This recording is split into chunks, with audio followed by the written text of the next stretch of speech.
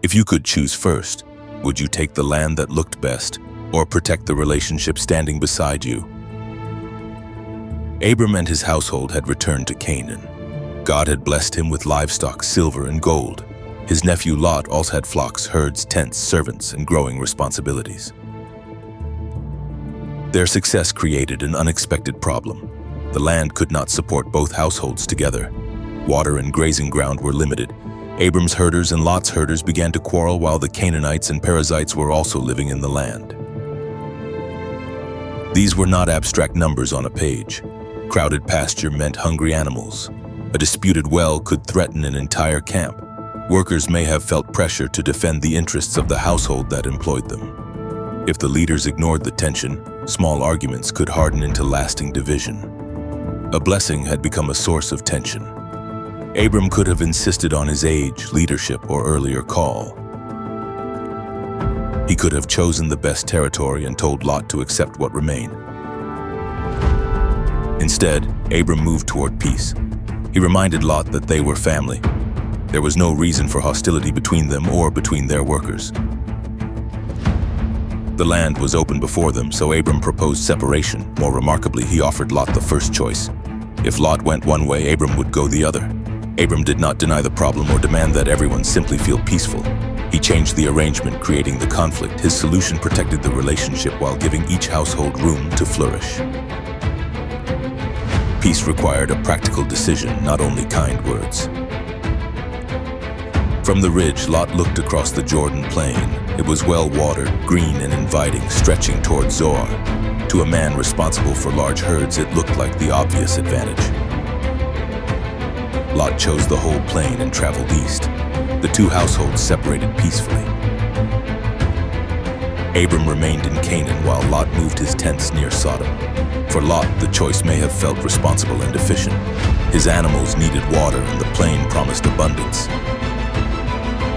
But wise decisions ask more than, will this benefit me now?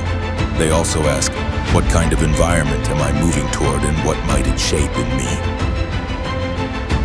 Genesis gives the viewer information Lot's eyes could not measure from the ridge. Sodom's people were known for serious wickedness. The green land was real, but it was not the whole truth about the choice. The story does not say that beauty, water, or fertile soil are evil.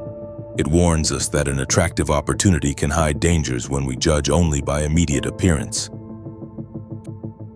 After Lot departed, Abram stood with less visible advantage. The greener plain was gone, yet God told Abram to look north, south, east, and west.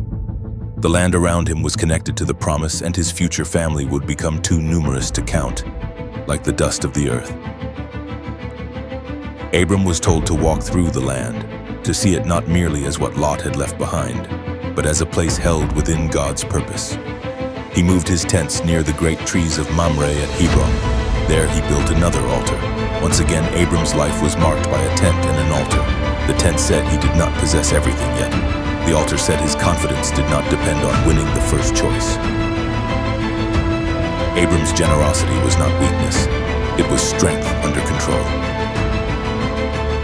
He valued peace above grabbing the apparent advantage, and he trusted that another person's choice could not cancel God's promise.